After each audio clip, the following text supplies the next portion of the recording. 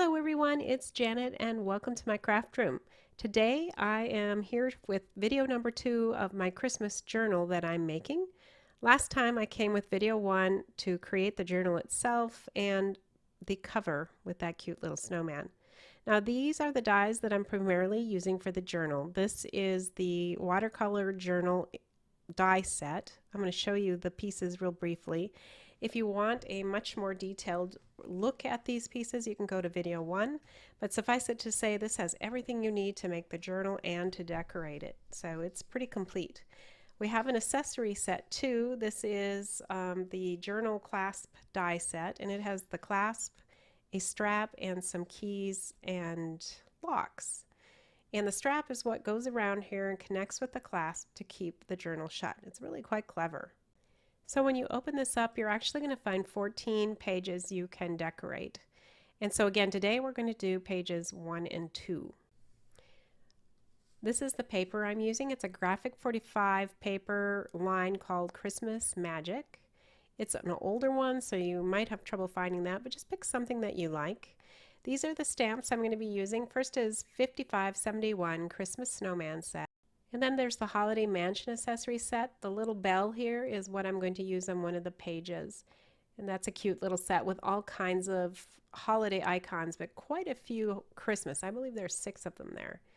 So I'll first get started by stamping these 2 stamps out. I used Memento Tuxedo Black ink.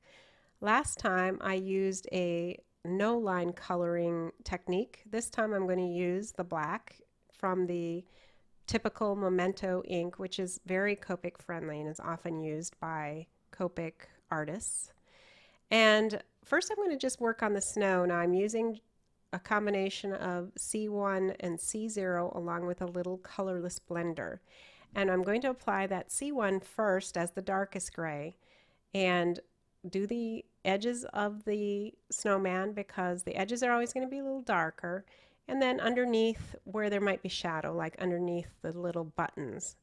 I will also go underneath the scarf because of that as well. And so then the CO is just used to further lighten and blend out the C1. And then finally I'll take a little bit of colorless blender and further feather out the gray. Now this gray is extremely light. The C1 itself and C0 are very, very light. Although if you look at it now, you're probably thinking, my gosh, that's an ugly mess. And really it does look kind of ugly and messy at first. And it's really because there's no other color for your eye to see, so that gray seems so dark when in fact it really isn't. Now I'm using a little R20 here for his cheeks, and I'll use that colorless blender again to kind of just lighten the edges up of the pink in the cheeks. So yes, it looks kind of ugly at the moment, but bear with me here. It'll get better, I promise you. So the first thing I'm going to do is use a little YR16 on the nose of this snowman, and then I'm going to use some reds. So like last time, I'm using the combo of R29 and R24. R29 is the darkest, and I will do a little bit of outlining, a little bit of shading, just a touch of flicking on one side there on the right. And then I'm going to come back with R24 and blend it out from there. And when I do this, those colors kind of blend too much together. The lighter color sort of bleaches out a little bit the darker color. So I always like to go back in with the darker color, especially with these 2 reds, just to put a little more detail and shadow back in. But then that gives you a very nice blend itself with the 2 reds. I will do a very similar technique with the scarf. It's the edges where the fold line is already drawn in for you by Bonnie. And then a little tiny bit of flicking. This is really small, so you're not able to do a ton of flicking. But you can still get a nice look by just doing barely a little bit of flicks on the ends. And that kind of simulates, again, the folds of fabric. There's dark spots where those folds are, and that's what the darkness is trying to suggest to your brain when it looks at that picture. So just putting in a little bit more of the darker red again to get back some of that shading and fold line appearances. Okay. We've got some of that red, and already the gray is starting to look a little bit lighter, but it will get even lighter in appearance as we continue to color. I'm using C7 for the buttons, just touching lightly where the buttons are drawn, and that's all we need for that. And then I'm going to use again that really light CO, which is clear gray 0, not O, sorry about that, but a little bit on the brim of the hat and also on the pom-pom. Next I'm going to start on the sleigh, and these are going to be blues. So I'm going to start with B23 as the mid-tone, and I'm going to do the shading under the little ledge of the sleigh there at the top, and then all along the edges, a little bit at the tops, just to signify some shadowing there. And of course, this is pretty large for the shadowing. I'm not just making a thin line, it's pretty heavy. And then I'm going to fill in with B21. And that's going to give a little lightness to the center of the sleigh. And I want it to be fairly blended, but I'm not terribly concerned how well, because I'm going to then take this B26, a much darker marker, and just draw swirls along that sleigh, just as a decorative touch. And now you can see that the light spots even look lighter because of that. Next, I've got a chocolate twin tone marker. It's got a very fine point on one end, and I'm just going to go over the bottom of the sleigh. And this is going to change it from a black appearance to an overall brown appearance. And I just think that's a little bit softer and nicer for the sled there. All right, so now I'm going to do the ledge, or the top part of the sleigh. And this is using a golden color. It is YR12, and what I'm trying to do is sort of create a gold look for the top of that sleigh, and I will use some white highlight there to make it a little bit brighter in appearance. So next I want to start on all the packages. The first one at the very bottom, I'm using a lavender combo. The first color is V06, and I'm just shading around the edges and the top and the bottoms, and then filling in again with V04. It's a pattern you're going to see on this stamp set where we're just using 2 colors because it's small enough that 3 colors could still be used, but I don't think it's terribly necessary to get a really nice effect. So I'm sticking pretty much with just 2 colors in this particular piece. Now we're moving on to greens. I am doing a very similar thing. We have G05 for the darker color, and then filling in with G02. So the way this package is drawn, you can see the side of the box, and the side is going to be darker. It's farthest away from you, so I'm using that G05 to pretty much just color in solidly that little piece of side on the box on the right side, and then again putting in some shadow around the ribbon and the edges of the package. For the next package, I'm going to use an orangish yellow blend. This is going to be YR16 as the darkest color. Now on this one you get to see the side of the box on the left side, so the same thing, I'm doing the darkest color completely solid on the side of the box and around the edges of it, and then filling in with the lighter YR12. And I'm going to do it again. And I will say this color combo looks a little washed out in this video. I think it's because it's dry, because later when you see the pictures, it's a nice pretty kind of apricot-y orange. It's a real pretty color. So you'll have to take my word on that or just check out the pictures.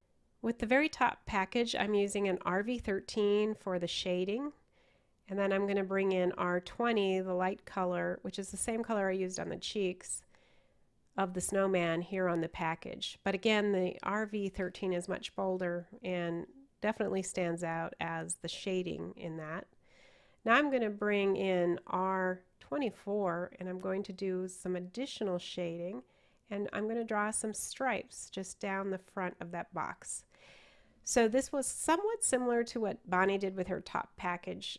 I can't remember if hers was red or pink or what color it was, but I did like the lines in the package, so I am going to go ahead and use that kind of look to it.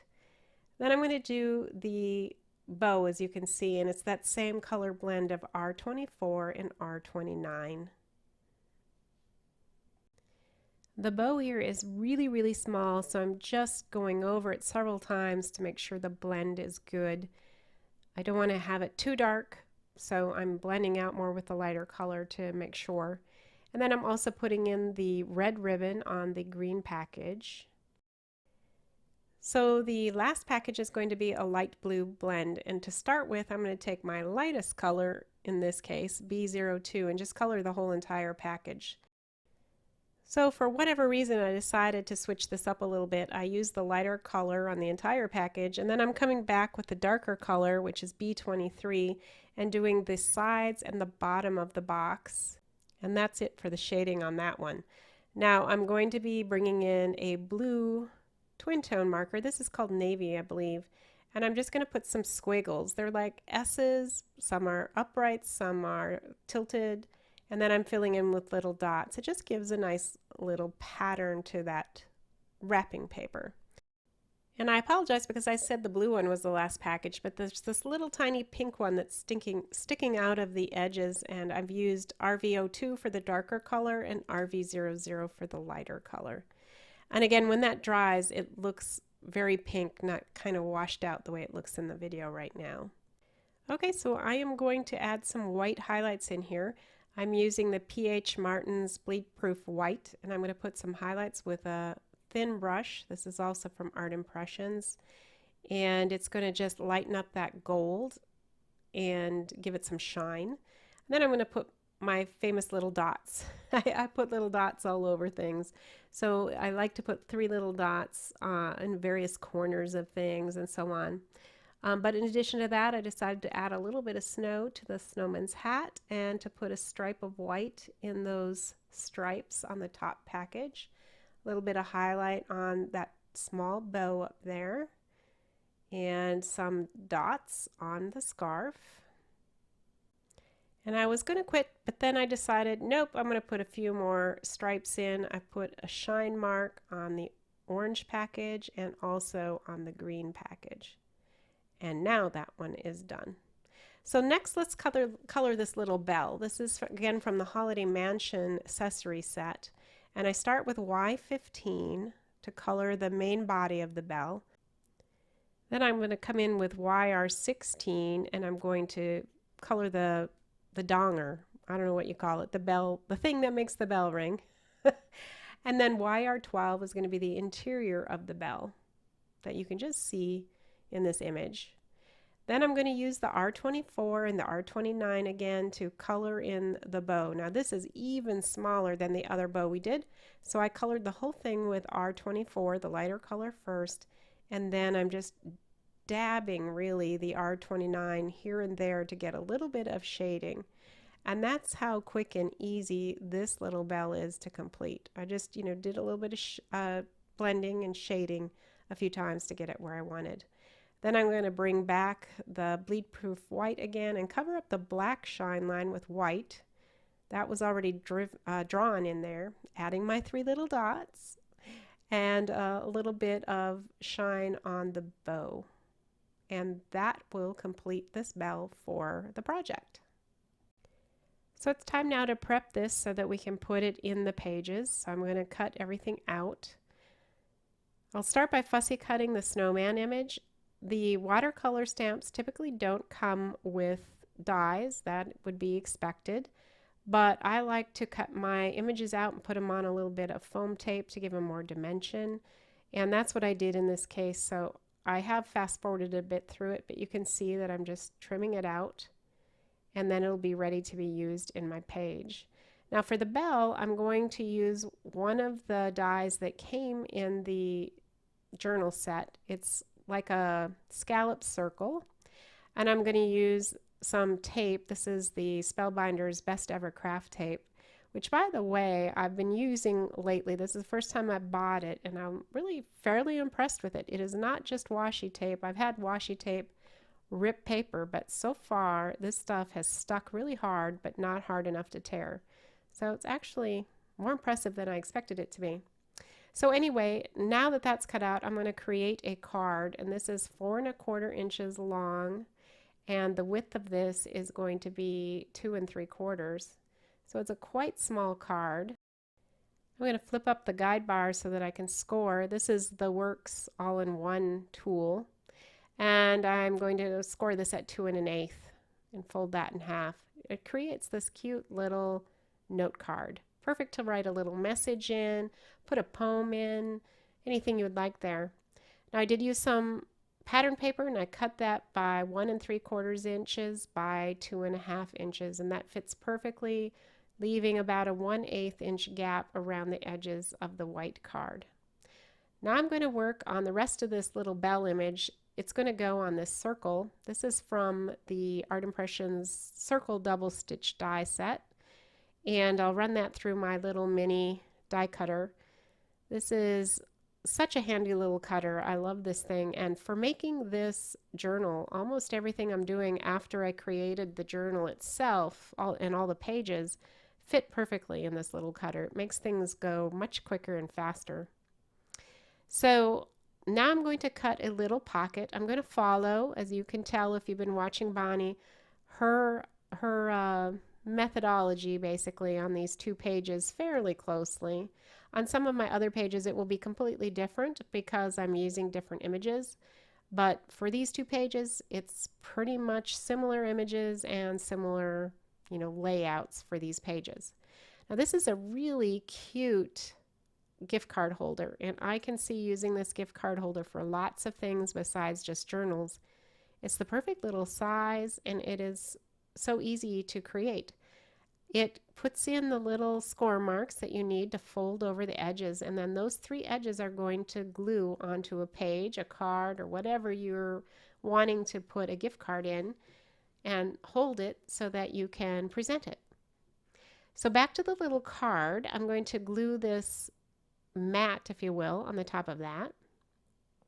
And then I'm going to finish the work on the bell piece because that's going to go on the front of this little note card. So I decided to use just a little bit of foam tape, and I like to save, these foam tape pieces. You never know when they're going to come in handy, and this is a perfect example of it. It's just 2 tiny little pieces that I'll stick on here that work perfectly for such a small little circle. So once I peel the backing off of that, I will stick it onto this nice green circle. Gives it a little bit of contrast. And then I'm going to use my art glitter glue and just glue it right on my card. Now initially I was thinking in the center, but then I remembered, oh yeah, it's going to sit inside of that gift card holder. It needs to be towards the top. Otherwise it would get hidden by the gift card holder itself, and we want it to show. So I just kept sliding that up a little bit and figured that that was about right. So let's bring in the actual journal now because we can glue in some items.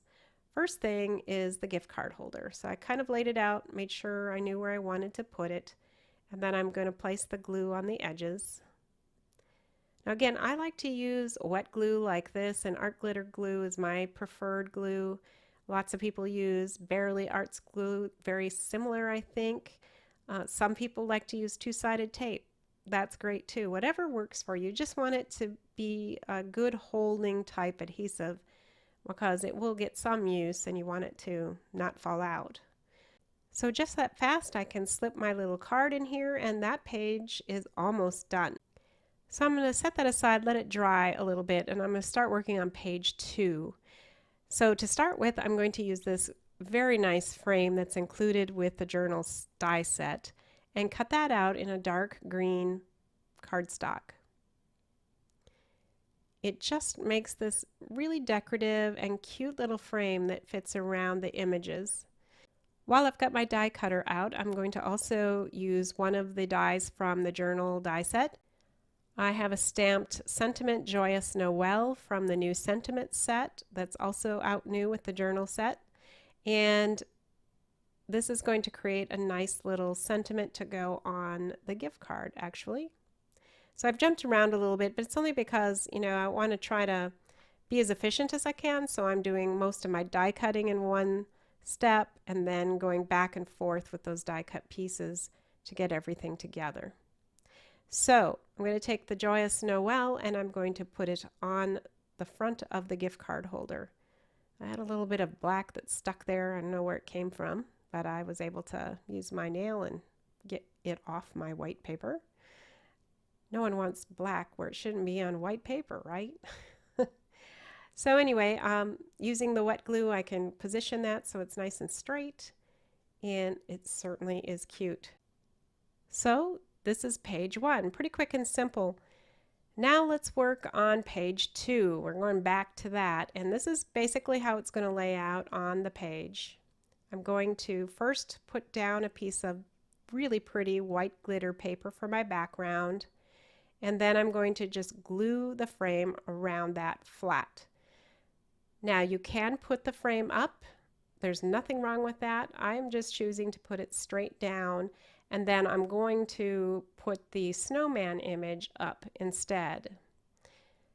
I hope to make a little shaker window out of this frame in one of these pages, so look for that. I love shaker cards. They're pretty easy to do, and a shaker window in this, something interactive would be really cool, I think.